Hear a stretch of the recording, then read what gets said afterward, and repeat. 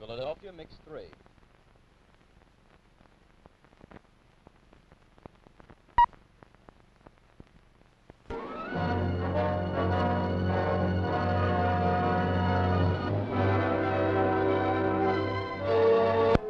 Liberty and the pursuit of happiness.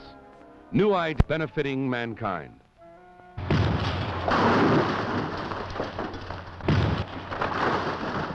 Now the latest chapter, as progressive Philadelphia shatters the old, outmoded city ways and builds a city of tomorrow, today.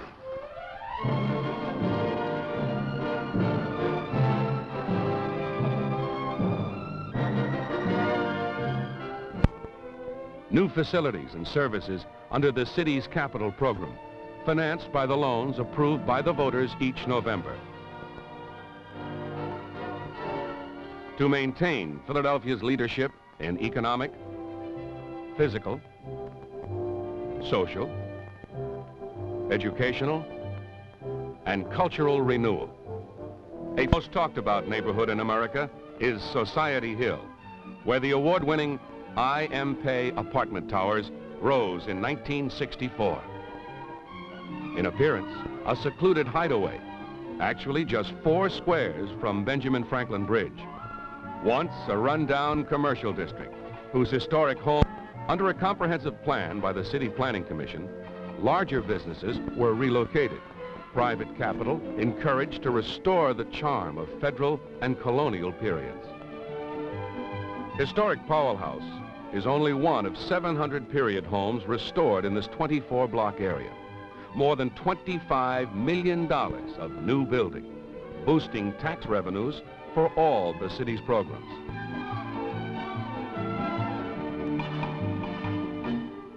But renewal of Center City is only one of Philadelphia's concerns. Virtually every area of the city is on the move. A brilliant new landmark in Philadelphia's 4 years forward is East Poplar, once a wasteland of decay, now a vital, attractive community, offering new vistas to active young minds and bodies.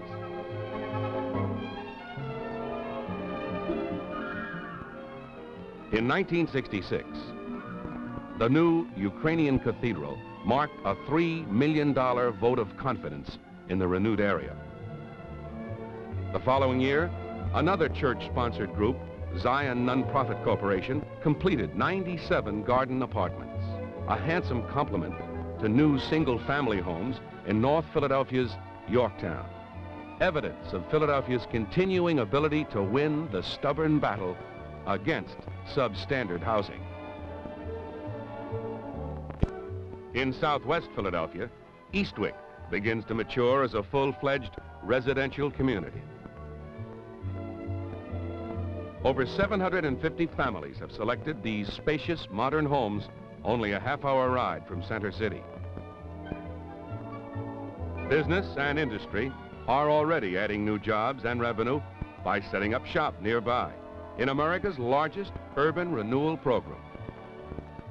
Once a marshland dotted. Every year, Philadelphia's famed renewal program attracts thousands of visitors. In 1967, Head House, center of colonial shops and restaurants, was dedicated a National Historic Monument. In accepting the honor, Mayor James H.J. Tate points out that Society Hill represents the oldest and newest in Philadelphia, a true symbol of historic tradition and continuing modernization. Just north of Society Hill, another popular tourist attraction, Elfeth's Alley, whose residents take special pride in the oldest, continuously lived-on street in the nation. Elfeth's Alley Day provides happy visitors with the spectacle of colonial costumes, colonial refreshments, and a tour of the historic houses. Even the lads relive the spirit of '76 as they step out to the flourish of drums. Tourism is good business for Philadelphia, producing millions of dollars of income each year. Wise city planning makes tourist attractions work for all Philadelphians. The broad green esplanade of Independence Mall is part of Philadelphia's aggressive program to bring new business to the city.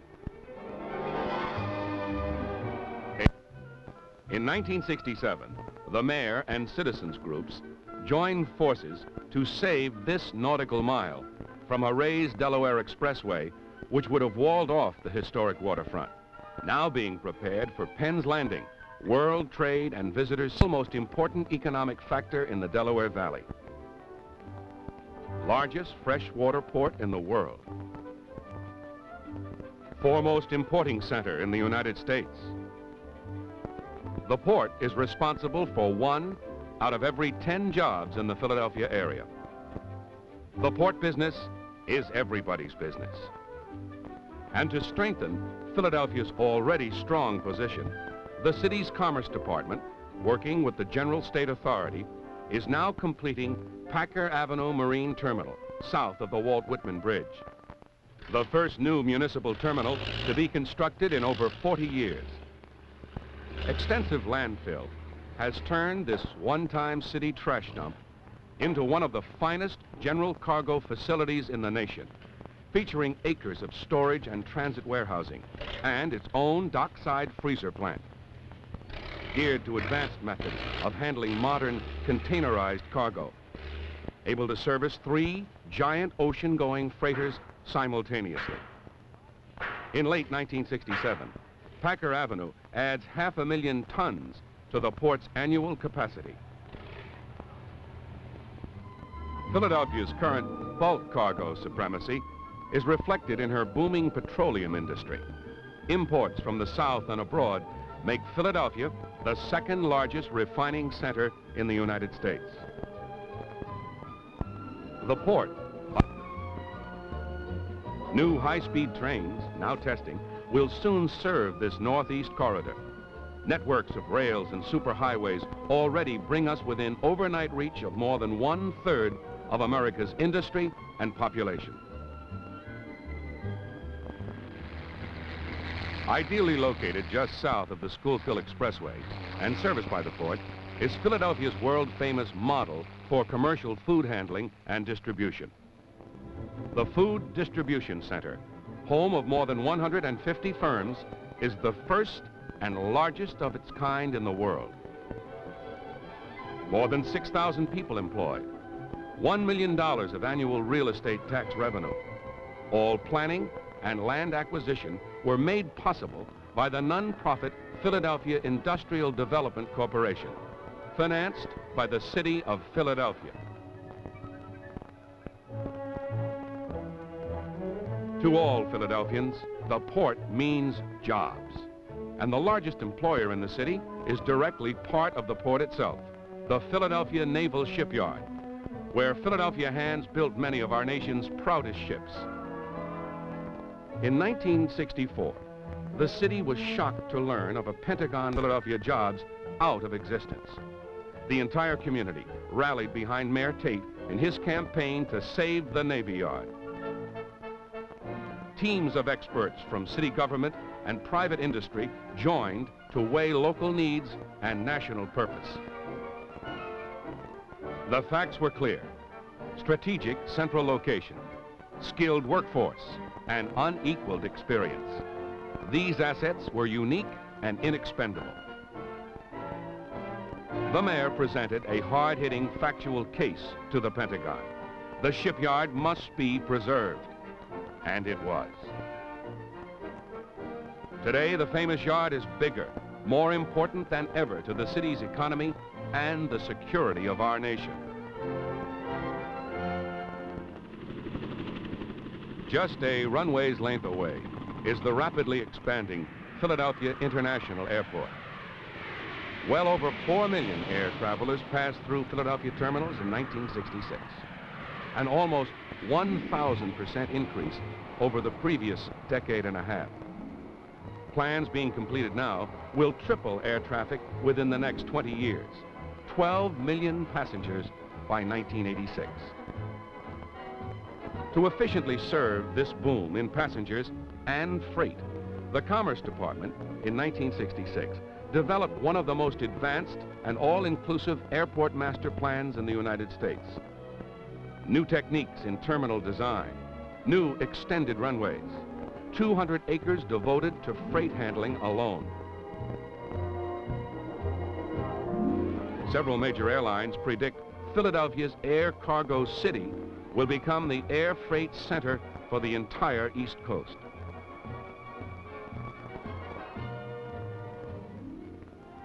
Modern industry requires massive numbers of highly trained personnel.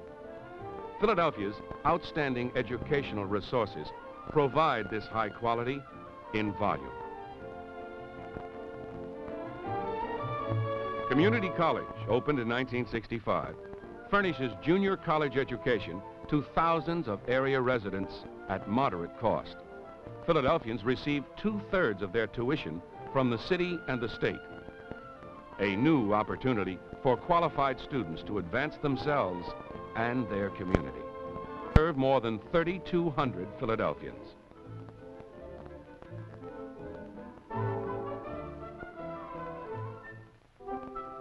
Assisted by the Redevelopment Authority and the City Planning Commission, Philadelphia's private educational Drexel Institute is creating virtually a new campus west of the Schuylkill, a stimulating, modern environment for young men and women. In North Philadelphia, Temple University is in the midst of an $81 million development program. The Redevelopment Authority assisted Temple's expansion into an 8-block area of brand new campus. In 1866, Franklin Institute broadened its capabilities with a new $5 million research laboratory, leased to the Institute by the Philadelphia Industrial Development Corporation, a non-profit partnership of the city and the Chamber of Commerce. Philadelphia maintains its medical leadership in 40 major hospitals. High among them, Philadelphia General, center of more than 200 research projects in human health. Philadelphia General also served, including over 200,000 outpatient visits like this to its highly esteemed pediatrics and maternity clinics. And this is just one part of a comprehensive health program by the Department of Health to care for citizens of all ages. Riverview Home for the Aged, operated by the Department of Welfare, is undergoing an extensive modernization program to keep pace with the city's increased concern with geriatrics and the welfare of its elder citizens.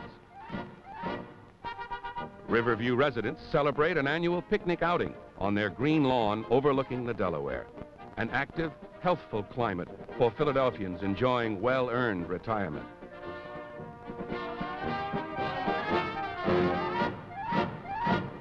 Every citizen, young or old, rests more secure because of the vigilant Philadelphia Police Department, responsible for the lowest crime rate of any of the nation's 10 major cities.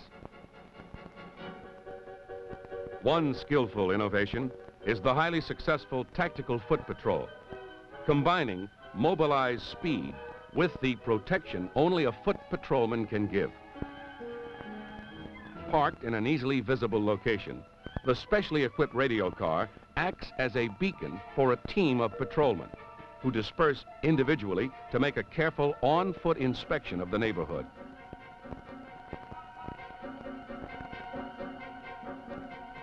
If needed, Radio Control Center instantly activates the flashing red signal light, summoning the officers back to their patrol car.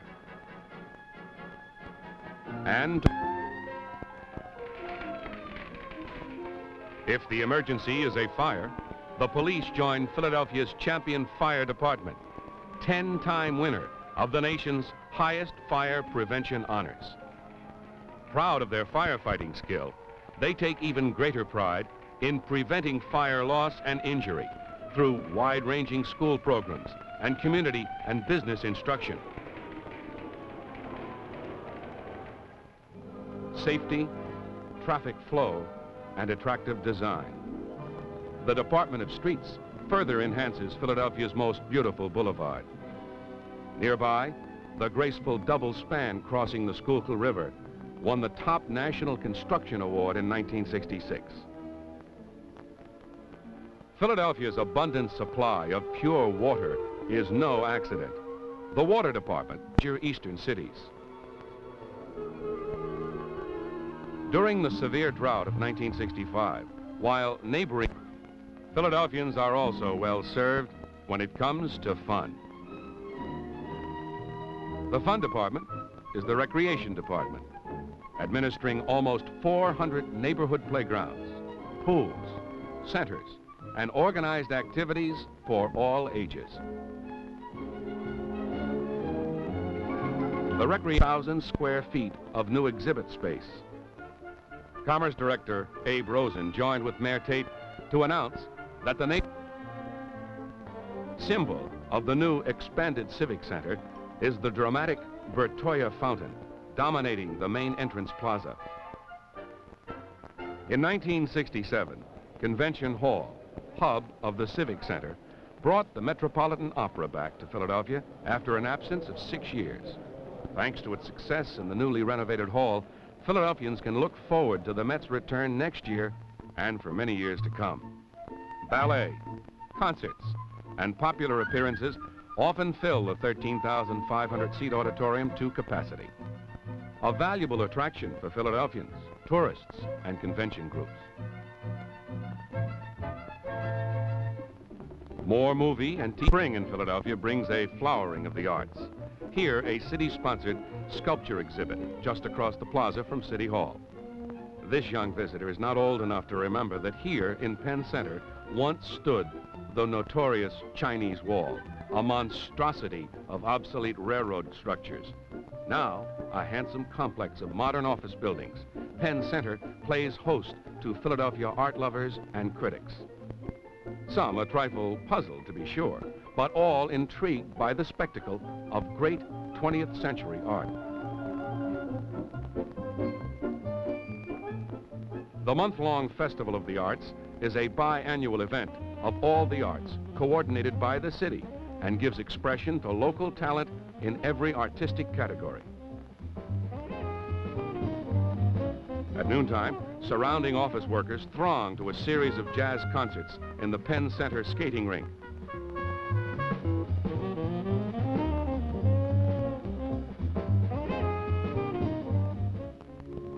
Professional painters are given their own exhibition in the exciting Philadelphia Pro Show.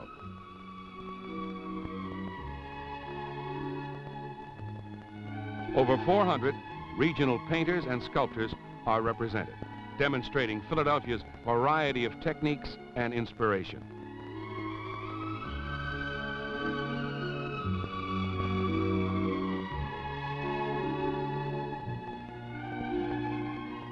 While paintings were on display in Center City, a sly imagination creates other diversions in the normally sedate art museum. Fashion free-for-all.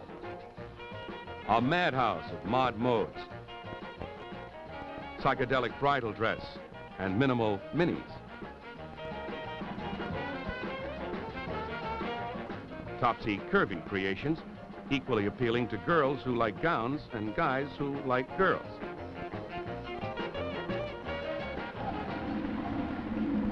As a finale, Philadelphia's Afro-American dancers demonstrate the old original origins of the Philly dog.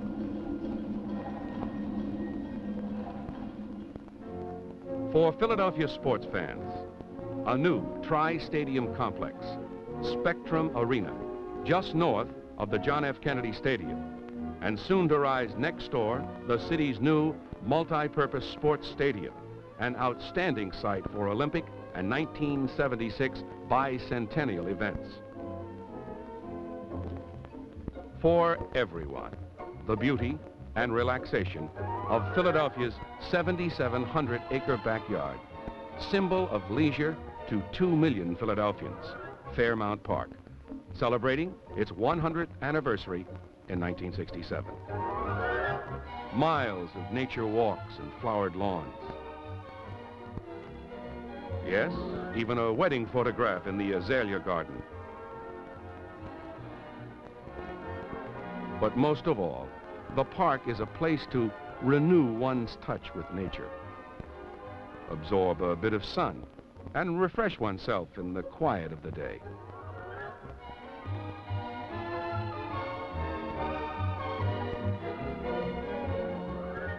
At night, Music Dell concerts, featuring outstanding guest performers and an orchestra composed of many members of the world-famous Philadelphia Orchestra. In 1967, more than 400,000 people, symphony or brass band. Philadelphia is a musical town. Where better to find a brass band than at the traditional 4th of July at Independence Hall? Philadelphia's Miss Liberty Bell introduces a celebrated citizen, Miss Marian Anderson. We hold these truths to be self-evident, that all men are created equal and that they are endowed by their Creator with certain unalienable rights. Independence Day always brings a distinguished guest, presidents, secretaries of state, and here, Mrs. Eugenie Anderson, U.S. Ambassador to the United Nations. And Mayor Tate reminds us of the continuing call of the Liberty Bell. 3 million of which come here to Philadelphia each year to re-inspire themselves and then to reconfirm their faith in the cause of liberty. 3 million tourists every year, drawn to Philadelphia by its noble heritage and its continuing progress in human betterment. Here, where the American ideal, where Independence Day itself was born.